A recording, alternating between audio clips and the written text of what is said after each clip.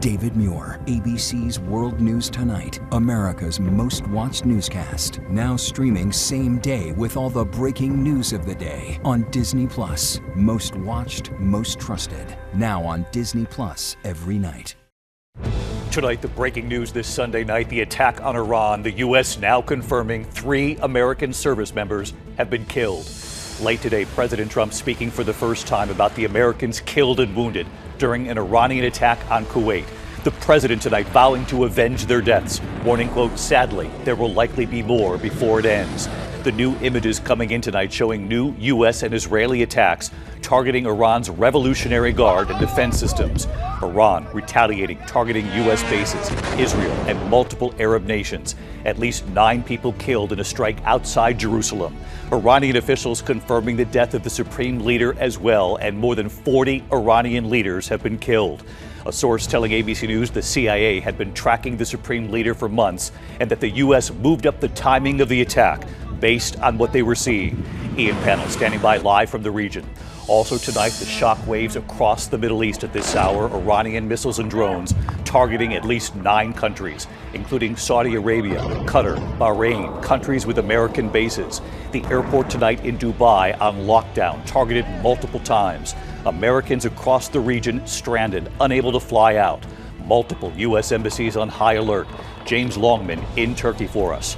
Tonight, inside Iran, the death of the supreme leader prompting large anti-American protests. A massive crowd of mourners in Tehran and across the country. Many shouting death to America, while others in Iran quietly celebrate, hoping for a new future. Here in the U.S., President Trump a short time ago at his message on this attack on Iran, saying it is, quote, the duty and burden of a free people. The president with his closest advisors this weekend on 2 occasions slipping out to mingle with guests at Mar-a-Lago. And tonight, what he's now saying about talks with Iran. And the bigger question, who leads Iran from here? In the U.S., just hours after news of the supreme leader being killed, a horrific and deadly shooting in Austin, Texas.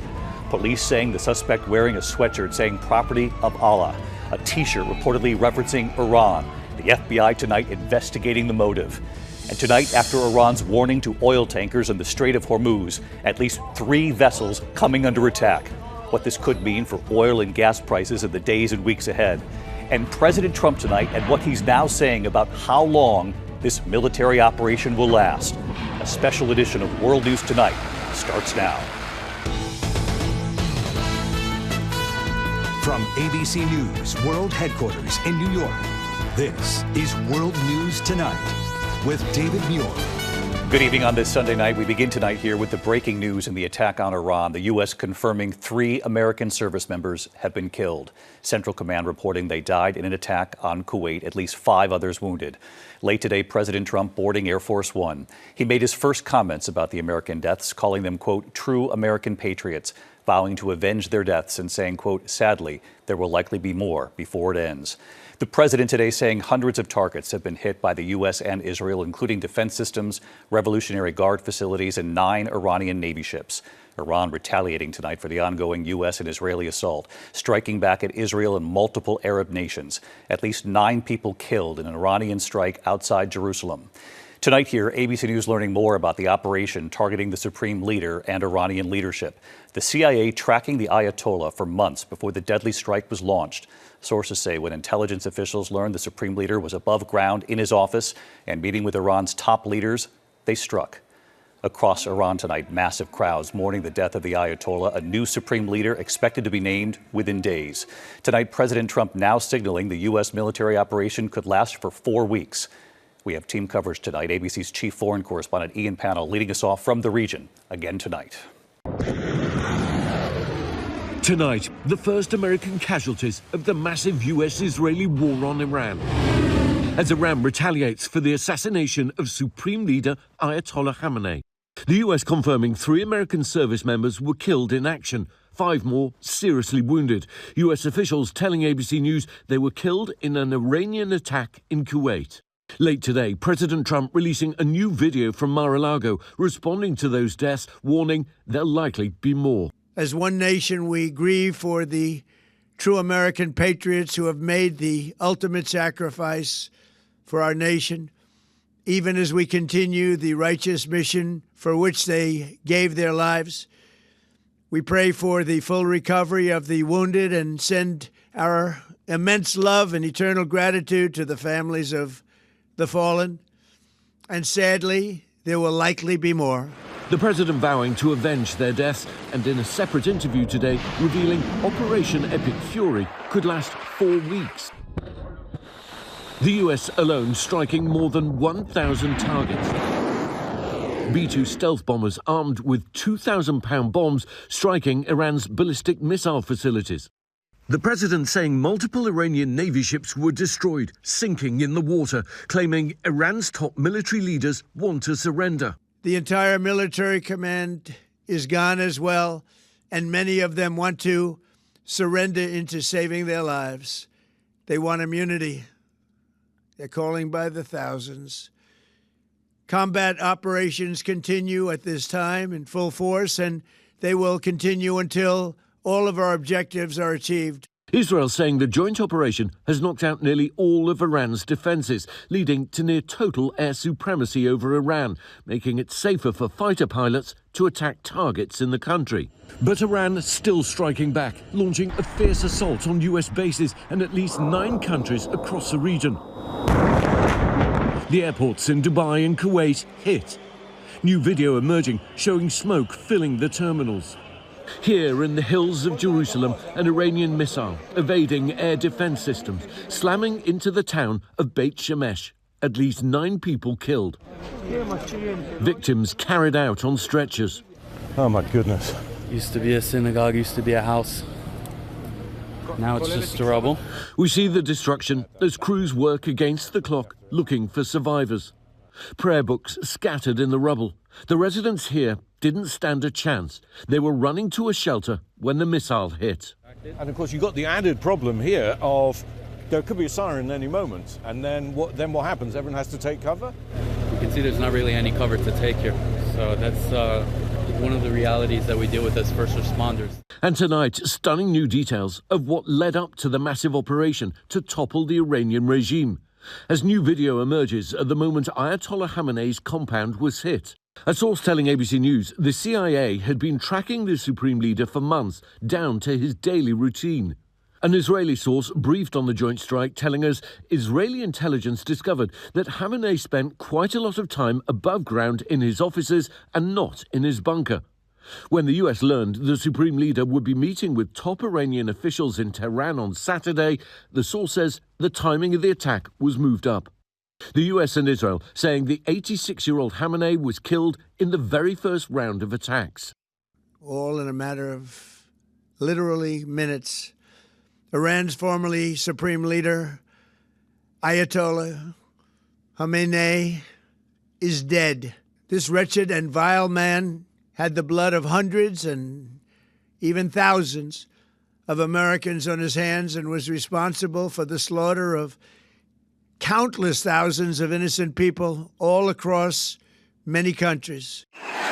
The operation also targeting Iran's President Masoud Pezeshkian, but he survived. Overnight, saying Iran is taking action with power to destroy the enemy's bases and will continue to take action and will leave the enemies hopeless. And tonight, Iran saying the death toll is rising, more than 1,000 people killed, crews searching through the night. State media claiming an airstrike on a girls' school in Iran has left more than 150 people dead, including students. The US and Israel still working to verify those claims. So let's bring in our chief foreign correspondent, Ian Pannell, with us live again tonight from Tel Aviv. And Ian, President Trump, of course, a short time ago addressing the first American lives lost here. Yeah, that's right, David. And he had warned that this was likely to happen. 3 US service personnel now dead. And a warning, there could be further loss of life in an operation that may now last weeks, revealing it began early because of this key intelligence that Khamenei and key leaders were going to be meeting Saturday morning, the president giving the order to strike. David. Ian Pannell leading us off here again tonight. Ian, thank you. Tonight, the shockwaves across the Middle East, Iranian missiles and drones targeting at least 9 countries. Tonight, the airport in Dubai on lockdown, targeted multiple times. Americans across the region stranded, unable to fly. Multiple U.S. embassies on high alert tonight. Here's our chief international correspondent, James Longman, from Turkey. Tonight, an entire region now being sucked into a spiraling conflict. Iranian missiles and drones have now rained down on 9 countries across the Middle East. Among them, Tehran lashing out at Saudi Arabia, Iraq, Qatar, Bahrain, all US allies hosting American bases. Civilians fleeing for safety now caught in the middle. The luxury Fairmont Hotel in Dubai struck, a major commercial and transit hub. The world's biggest airport, Dubai, on lockdown after being targeted multiple times. We had a very long night, a lot of explosions, a lot of warnings, a lot of jet sounds. Many Americans in the region stranded. Christy Elmer and her partner Matt were in Dubai for work. Now they're not sure when they can return to their New Hampshire home. Hoping that the defense systems, the layered defense systems, keep working. US embassies a target too. Growing clashes at a consulate in Karachi to the Green Zone in Baghdad. Tens of thousands of embassy staff and military personnel on high alert. The State Department also urging Americans worldwide to remain vigilant. Iran's Islamic regime isolated perhaps like never before. Since October 7th, its proxies, Hamas, Hezbollah and the Syrian regime under Assad, all dismantled. And David, with so much danger in the air, it doesn't look like regional airports are going to get back to normal anytime soon. So anyone stranded in this region trying to get home, looks like they might have a long and dangerous wait ahead of them. David? You can see that vast area over Iran, commercial flights staying away from the region, and that is understandable tonight. James Longman, thank you. Tonight, the images from inside Iran, the widespread protests after news the supreme leader was killed, along with more than 40 of Iran's leaders. Protesters across Tehran now shouting death to America, while others in Iran are quietly celebrating, hoping for a new future now. Here's Martha Raddatz. Tonight, the Iranian regime shaken to its core. More than 40 of its leaders dead in strikes carried out with astonishing speed and exquisite intelligence. Within minutes of the opening strikes, not only was Iran's supreme leader killed, but the head of Iran's armed forces, the defense minister, and 7 senior military leaders, along with dozens more commanders. The strikes have prompted celebrations in the streets and in the privacy of Iranian homes. But today, tens of thousands of tearful mourners gathered in Tehran's main square, pounding their chests, waving flags, and throughout the country, many shouting death to America. This man called the attacks on the regime shocking news that really fills one with anger, full of hatred towards Israel and America. We must avenge the blood of the leader. The Iranian foreign minister today insisting to ABC News that the deaths of military leaders will make little difference to Iran's military capabilities. Well, we have lost some commanders, that is a fact. But another fact is that nothing has changed in our military capability. This is exactly what happened last time. They killed some of our top commanders at the beginning of the strikes, but they were replaced very soon, and in less than 12 hours, we were able to start retaliation. Iran's retaliation was swift and broad throughout the region, but the loss of that many leaders would leave any military deeply rattled. No matter what the foreign minister says, taking out 40 of the top leadership means that most of the units in the field are operating independently and without centralized direction. And David, we're not sure whether Israel and the U.S. meant to spare Iran's president in the strikes, but tonight he is with an interim leadership council. According to Iran's constitution, the council will remain in place until a new supreme leader is chosen by the so-called Assembly of Experts, and that could be soon. David? All right, Martha Raddatz live in Washington for us. Martha, thank you. President Trump just a short time ago with a new message on this U.S. attack on Iran, saying it is, quote, the duty and burden of a free people. And tonight, with the president is now saying about new talks with Iran. And of course, the bigger question, who leads Iran from here? Mary Bruce at the White House tonight. President Trump tonight with a wave heading back to Washington after launching a new war with Iran. He has yet to make a full-throated case for war to explain why Iran presented an imminent threat to the United States. Today, he called America's mission, quote, the duty and burden of a free people. We're undertaking this massive operation not merely to ensure security for our own time and place, but for our children and their children, just as our ancestors have done for us many, many years ago. This is the duty and the burden of a free people. Trump spent the weekend huddling behind closed doors with his closest advisors, working the phones with world leaders, and on 2 occasions slipping out to mingle with guests at Mar-a-Lago fundraisers. This video obtained by the Daily Mail. I gotta go to work. Even as American missiles rain down on Iran, and Iran vows to fight on, the president tonight saying Iran wants to get back to the bargaining table. They want to talk, and I have agreed to talk, so I will be talking to them. Trump told The Atlantic they should have done it sooner. They should have given what was very practical and easy to do sooner. They waited too long. David, the president didn't say who he would be talking with, but the president's words seem to acknowledge that some of the people who have been leading Iran may continue to lead Iran, despite Trump's calls for regime change. David. All right, Mary Bruce at the White House again tonight for us. Mary, thank you. Tonight, just hours after news the Supreme Leader was killed, we learned of a horrific and deadly shooting here in the U.S., in Austin, Texas. Tonight, what sources say the suspect was wearing, and the FBI now investigating whether this was in response to what's happened in Iran. Here's Pierre Thomas. Tonight, just hours after the U.S. attack on Iran and the killing of its supreme leader, the horrific and deadly scene outside of a bar in Austin, Texas. A gunman opening fire on more than a dozen people. Oh, my God. Law enforcement sources say this image obtained by Fox News is the suspect, dressed in a hooded sweatshirt bearing the words, "Property of Allah." Sources identifying the alleged gunman as Njaga Janya, a 53-year-old naturalized citizen from Senegal. Sources telling ABC News initial reports to police said he was wearing a T-shirt making a reference to Iran. There were indicators that on the subject and in his vehicle that indicate potential nexus to terrorism. The nightmare unfolding in mere minutes. A man in an SUV using a pistol to randomly fire at people outside the club just before 2 a.m. Sunday. In seconds, the suspect seen here out on the street, now with a rifle firing away. 3 victims transported to local hospitals in critical condition, 2 dying at the scene. The gunman shot dead by police, ending the melee. We have families that are at hospital rooms waiting for outcomes from surgery. That's the reality of what we're dealing with today.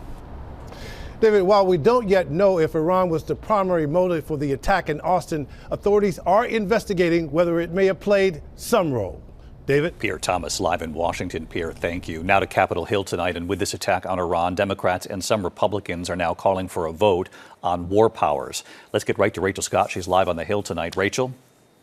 Well, David, Democrats and a handful of Republicans are demanding a vote in Congress this week on a war powers resolution that would require President Trump to get congressional approval before ordering any additional military action in Iran. Republican leadership is urging their members to vote against it. Democrats say this is a war of choice, not necessity. But it is Republicans that have the majority here in Congress, and it is President Trump that has veto power, which means this is likely not going anywhere, David. You're going to be watching this all week for us. Rachel Scott live on the Hill. Rachel, thank you. Tonight, Iran's warning to oil tankers, threatening to close the Strait of Hormuz. At least 3 ships coming under attack. 2 were hit. It's not clear if they were intentionally targeted.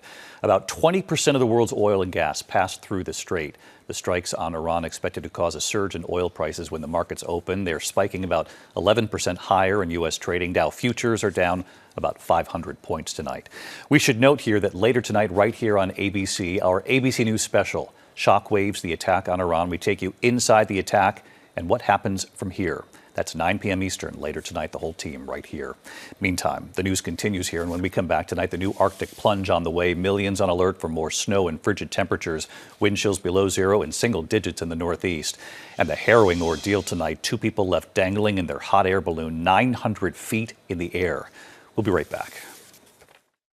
Tonight, millions bracing for a new Arctic plunge tomorrow. Bone-chilling cold stretching from Minnesota to New York right up to Maine. Wind chills could hit -20 into the single digits and teens. And behind the cold, more snow. 3 to 6 inches possible from upstate New York right into New England on Tuesday. But then they tell me spring-like weather to end the week. They also tell me spring is eventually coming. We'll see. When we come back here tonight, that harrowing scene, 2 people trapped dangling 900 feet in the air, and you'll see it right here.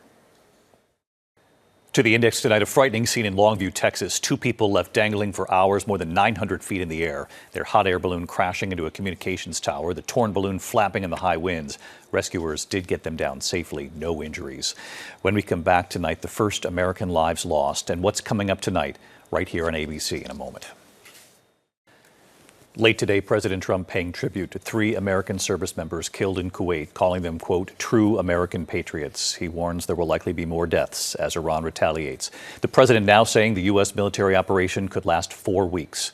I'll be back a short time from now for an ABC News special tonight, Shockwaves, the attack on Iran. We take you inside the attack, the intelligence, and where does this go from here? 9 p.m. Eastern, right here. I'll see you then. Until then, good night. David Muir, the most trusted anchor in America, the most watched anchor in America. Thank you for making World News Tonight with David Muir the #1 newscast in America.